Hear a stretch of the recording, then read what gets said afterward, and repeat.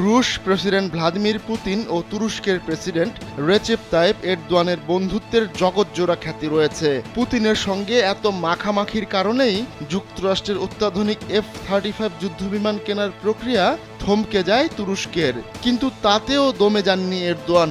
উল্টো রাশিয়া ইউক্রেনে হামলা চালানোর পর তুরস্ককে মধ্যস্থতাকারীর ভূমিকায় দেখা গেছে। তবে এবার নিজের ভালো বন্ধু এরদোয়ানকে সতর্ক করে দিয়েছেন পুতিন। ইউক্রেন যুদ্ধ থামানোর ব্যাপারে কারো আগ্রহ নেই, বরং আগুনে ঘি ঢালছে যুক্তরাষ্ট্র ও তার পশ্চিমা মিত্ররা। এই যুদ্ধ জয় এখন রাশিয়ার জন্য সম্মানের প্রশ্ন হয়ে দাঁড়িয়েছে। এমত অবস্থায় ইউক্রেন যুদ্ধ নিয়ে তুরস্কের প্রেসিডেন্ট এরদোয়ানকে সতর্ক করলেন পুতিন।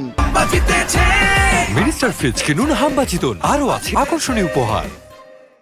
বুধবার তুরস্কের সঙ্গে রাশিয়ার পরমাণু শক্তি বিষয়ক অংশীদারত্বের প্রশংসা করেন প্রেসিডেন্ট। এ সময় গাজা নিয়েও আঙ্কারার অবস্থানে পুতিন নিজের উচ্ছ্বাস প্রকাশ করেন।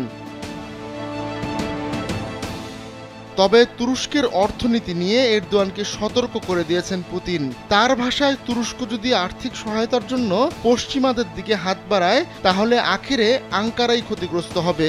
এ সময় পুতিন ইউক্রেনকে সহযোগিতা না করতে তুরস্কের সরকারের প্রতি আহ্বান জানান।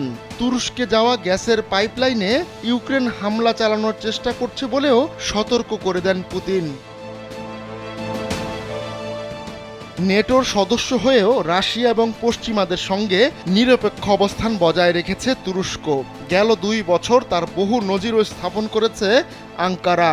এর আগে জাতিসংঘের সঙ্গে মিলে রাশিয়া ও ইউক্রেনের মাঝে কৃষ্ণ সাগর শস্য চুক্তিতে মধ্যস্থতা করেছেন এরদোয়ান। ওই চুক্তির ফলেই ইউক্রেন বিভিন্ন দেশে তাদের শস্য রপ্তানি করতে পারছে।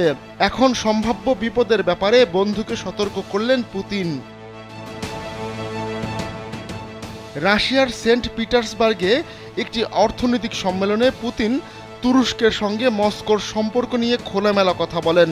সেখানেই পুতিন বলেন, ইউক্রেনের সঙ্গে কিছু কিছু খাতে তুরস্কের সহযোগিতার সম্পর্ক রয়েছে, কিন্তু তুরস্কের গ্যাস পরিবহনের পাইপলাইনে হামলার চেষ্টা করছে ইউক্রেন। এটা বাড়তি কথা নয় উল্লেখ করে পুতিন জানান, নাশকতা চালাতে চাওয়া এমন 2টি ড্রোন জ্যাম করেছে রাশিয়ার ইলেকট্রনিক ওয়ারফেয়ার সিস্টেম। ইউক্রেন ছাড়াও পশ্চিমাদের নিয়ে তুরস্ককে সতর্ক করে দিয়েছেন পুতিন। তিনি বলেন, আমার মনে হয়েছে তুরস্ক সরকারের ইকোনমিক ব্লক পশ্চিমাদের আর্থিক প্রতিষ্ঠানের কাছ থেকে ঋণ নেওয়ার চেষ্টা করছে, বিনিয়োগ এবং অনুদান নিচ্ছে।